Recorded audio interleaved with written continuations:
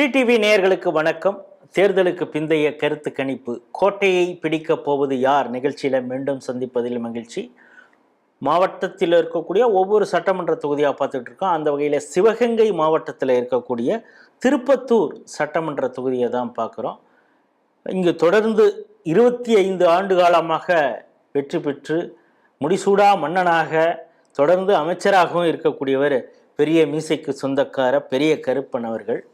நம்முடைய முதற்கட்ட கல ஆய்வில் லோகநாதன் கொஞ்சம் அவருக்கு முன்னிலையில் தான் இருக்கு அப்படின்னு சொன்னார்.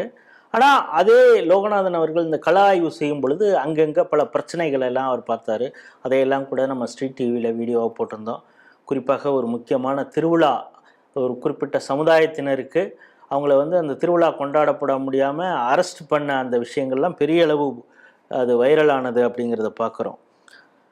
2021 72.24% வாக்குகள் பதிவாயிருக்கு. அப்போ மருது அழகுராஜ் அதிமுக சார்பாக அவர் தான் போட்டியிட்டார். அவரை பெரிய கருப்பன் 37,374 வாக்குகள் வித்தியாசத்தில் வெற்றி பெற்றார். இப்போ மருது அழகுராஜ் அவர் திமுகவுக்கு வந்துட்டார் அப்படின்னு வச்சுக்கோங்க, அது வேற. இப்பொழுது பெரிய கருப்பன் திமுக சார்பாகவும் கேசி திருமாறன் இந்த ஃபார்வர்ட் பிளாக்ல இருந்தாங்க, அவங்க இப்போ என்டிஏ கூட்டணியில் இருக்கிறாங்க. அவங்க பாஜக சார்பாக தாமரை சின்னத்தில் போட்டிடுறாங்க. ரம்யா மோகன் நாம் தமிழர் கட்சியிலும், ஸ்ரீனிவாச சேதுபதி தாவேகா கட்சியின் சார்பாக போட்டிடுறாங்க. இந்த முறை 77.18% வாக்கு பதிவாயிருக்கு. தாவேகாவுடைய தாக்கம் எந்த அளவுக்கு இருக்குன்னு நம்ம தெரிஞ்சுப்போம். வணக்கம். வணக்கம். இந்த முதற்கட்ட கலாய்வில் நீங்கள் தான் பெரிய கருப்பன் முன்னிலை அப்படின்னு சொன்னீங்க. அதே கருத்தில் இருக்கீங்களா, இல்லை நீங்களே பல இடங்களில் நடந்த பிரச்சனைகள்லாம் பார்த்துருக்கீங்க, நமக்கு ரிப்போர்ட் பண்ணீங்க, அந்த கருத்தில் மாறுபடுறீங்களா எப்படி? கருத்தில் கொஞ்சம் நம்ம மாறுபடுறோம் சார். இப்போ பெரிய கருப்பன் பிரச்சாரத்துக்கு போகும்போது பார்த்தீங்கன்னா தொகுதியில் இருக்கிற குக்கிராமங்கள் எல்லாமே மக்களால் விரட்டப்பட்டிருக்காரு. 20 ஆண்டு காலமாக அவர் தொகுதியில் எம்எல்ஏவாக இருக்கிறாரு. 10 ஆண்டு காலமாக அமைச்சராக இருந்திருக்கிறார். ஆனால் அந்த தொகுதிக்கு அடிப்படை வசதியான சாலை வசதிகள்லேருந்து குடிநீர்லேருந்து எந்த ஒரு இதுவுமே இல்லாமல் தான் அவர் ரொம்ப ரொம்ப மோசமான நிலையில தான் வச்சிருக்காரு. அடிப்படை வசதியே இல்லாமல் ஒரு நகரமாக தான் அந்த ஊரை வச்சிருக்காரு. அதோட எதிர்ப்பு அலை அவர் பிரச்சாரத்துக்கு போகும்போது எல்லா இடத்துலையும் எதிரொலிச்சிச்சு. அது நிச்சயமா முதல் கட்ட நம்ம ஆய்வுக்கு அப்புறம் இப்போ 2வது வாக்குப்பதிவுல அதை இதையும் கம்பேர் பண்ணும்போது நம்ம கொஞ்சம் கருத்து மாறுபடுறோம். அவருக்கு சறுக்கல் இருக்கு. இங்கே இந்த பகுதியில் தாவேகா எந்த அளவுக்கு பிரசன்ஸ் இருக்கு, அவங்களுடைய தாக்கம் எந்த அளவுக்கு இருக்கும், அவங்களுடைய பிரிக்கிற வாக்கு யாருக்கு பாதகமாக இருக்கும்? தாவேகா வாக்கு பிரிக்கிறாங்க. தாவேகா பிரிக்கிற வாக்கு திராவிட முன்னேற்ற கழகத்துக்கு பாதகம். இங்கேயுமே இஸ்லாமியர்களோட வாக்குகளை தாவேகா பெறுது.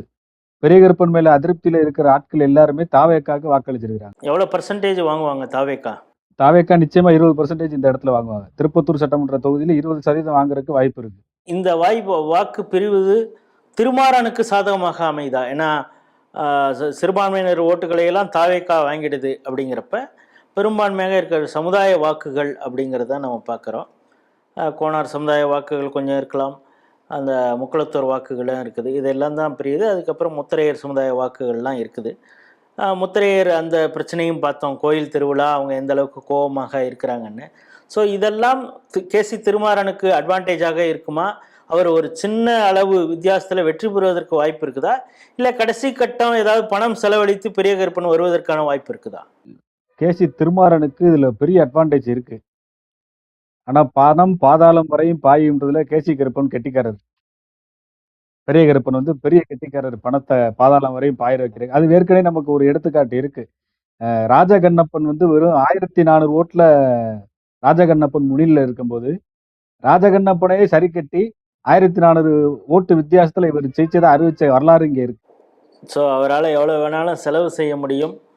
ஸோ அந்த பணம் தான் முடிவை மாற்றும் அப்படின்னு நினைக்கிறீங்களா, இல்லை திருமாறனுக்கே வாய்ப்பு அதிகம்ங்கிறீங்களா? திருமாறன்ஜிக்கு வாய்ப்பு இங்கே அதிகமாக இருக்கு. என்ன காரணம் அப்படின்னா, ஒரு பக்கம் டிவிக்கு ஓட்டு பிரிச்சிருக்கிறாங்க. பெரிய கருப்பனுக்கு மேல இருந்த அதிருப்தி எல்லாமே இவருக்கு வேலை செஞ்சிருக்கு. 2வது யாதவர் சமுதாய வாக்குகளை வச்சுதான் பெரிய கருப்பன் இத்தனால ஒரு பெல்ட், பயங்கரமான ஒரு பெல்ட் வச்சிருந்தாரு. இப்ப அந்த யாதவர் சமுதாய ஓட்டுகளே பிரிஞ்சு கேசி திருமாறனுக்கு விழுந்திருக்கு. இவர் தன்னோட பிரச்சாரத்துல கேசி திருமாறன் அவர்கள் தன்னோட பிரச்சாரத்தின் போது நான் இந்த முறை ஜெயிச்சு வந்தேன் அப்படின்னா அழகுமுத்து கோனவங்களுக்கு செலவு வச்சு தரேன்ற ஒரு வாக்குறுதியை இந்த மக்களுக்கு கொடுத்துருக்காரு. யாதவர் சமுதாய ஓட்டு கொஞ்சம் பிரிஞ்சிருக்கு. தமிழ்நாடு யாதவர் சங்கம் கேசி திருமாறனை ஆதரிச்சாங்க. இப்ப நீங்க சொல்லும் பொழுது பெரிய கருப்பன் அவருக்கு பாதாளம் வரைக்கும் பணத்தை பாய்ச்சுவதற்கான வல்லமை இருக்கிறது, அப்படிதான் சென்ற முறையெல்லாம் ஜெயிச்சிருக்காரு அப்படின்னு சொன்னீங்க. இந்த முறை நான் காசே கொடுக்க மாட்டேன் அப்படின்னு திருமாறன் பிரச்சாரம் பண்ணதாகவும் ஒரு பக்கம் சொல்றாங்க. அந்த பிரச்சாரம் எடுபட்டிருக்கா, இல்ல பணம் தான் பேசுமா அந்த தொகுதியில? பெரிய கருப்பன் ஒரு ஓட்டுக்கு 1000 ரூபாய் பணம் கொடுத்திருக்காரு தொகுதி முழுக்க. கேசி திருமாறன் தன்னோட பிரச்சாரத்துல நான் வாக்கு கேட்க வந்திருக்கேன், வாங்க வரல அப்படின்னு எல்லா பகுதியிலயும் பிரச்சாரம் பண்ணாரு. அது மக்களிடத்துல பெரிய ரீச் ஆயிருக்கு. நான் வாக்கு கேட்க தான் வந்திருக்கேன், வாங்க வரலன்றது பெரிய அளவு ரீச் ஆயிருக்கு. அவர்கிட்ட பணமே வாங்கினாலும் மாத்தி போடுற சூழ்நிலைக்கு இன்னைக்கு மக்கள் வந்துட்டாங்க. ஸோ உங்களை பொறுத்தளவு கடைசி கட்டமாக நீங்க சொல்றது திருப்பத்தூர் சட்டமன்ற தொகுதியில யாருக்கு வாய்ப்பு? கேசி திருமாறனுக்கு வாய்ப்பு இருக்கு. சிவகங்கை மாவட்டம் திருப்பத்தூர் சட்டமன்ற தொகுதியுடைய தேர்தலுக்கு பிந்தைய கள நிலவரம் தான் நம்ம பார்க்கிறோம். 25 ஆண்டு காலமாக முடிசூடா மன்னனாக பெரிய கருப்பன் இருந்தார். அவர் மீது பற்பல அலிகேஷன்லாம் சொல்லியிருக்காங்க. அதெல்லாம் கொஞ்சம் கிளுகிளுப்பான விஷயங்க, அதை விட்டுருவோம். ஆனால் இந்த தொகுதிக்கு அவர் ஒன்றுமே செய்யலைங்க. குடிக்கிற தண்ணியில காசு பார்த்தவர், அதாவது நம்ம முதற்கட்ட கலாய்வில் பெரிய கருப்பன் மீது லோகநாதன் அவர்கள் என்னென்ன விஷயம்லாம் சொன்னாரோ அதை அண்ணாமலை அவர்கள் பிரச்சாரத்தின் போது சொன்னார். அதாவது மத்திய அரசு ஒதுக்கிய ஆர்ஓ வாட்டரை பிளான்ட்டை மூடி வச்சு தன்னுடைய கம்பெனி, பினாமி கம்பெனியுடைய அந்த தண்ணியை காசுக்கு விற்றுக்கிட்டு இருக்காரு அப்படிங்கிறதும், இந்த தொகுதியே குப்பையாக இருக்குது, ரோடு இந்த இடத்துலையும் போடலை அப்படிங்கிற நம்மளுடைய முதற்கட்ட கலாய்வில் என்னென்ன குற்றச்சாட்டுகளை எல்லாம் பெரிய கருப்பன் மீது சொன்னோமோ இதை பிரச்சாரத்திலும் அண்ணாமலை பேசினார் அப்படிங்கிறது. அதாவது எந்த அளவுக்கு லோகநாதன் அந்த பகுதியில் கலாய்வு செய்திருக்காரு, அந்த உண்மையான விஷயங்களை வெளிக்கொண்டு வந்திருக்காங்கிறது அவங்களுக்கு புரியும். அதே போல் கேசி திருமாறனுக்கு ஆதரவாக அண்ணாமலை அவர்களும் பிரச்சாரம் பண்ணார். அதுவும் மிகப்பெரிய எழுச்சியை ஏற்படுத்தி இருக்கிறது. நான் ஓட்டுக்கு காசு கொடுக்க மாட்டேன் அப்படின்னு திருமாறன் பிரச்சாரம் பண்ணதும் அந்த மக்களிடம் போய் சேர்ந்திருக்கிறது. அதே நேரத்தில் ஒவ்வொரு வாக்குக்கும் 1000 ரூபா பணம் கொடுத்துருக்காரு பெரிய கருப்பன். இந்த முறை திருப்பத்தூர் மக்கள் சுய கௌரவத்துடன் பணம் என்னதான் இருந்தாலும் அவங்களுடைய பணம் தானே, பணத்தை வாங்கிக்கிட்டு தாமரைக்கு தான் வாக்களித்திருப்பார்கள்.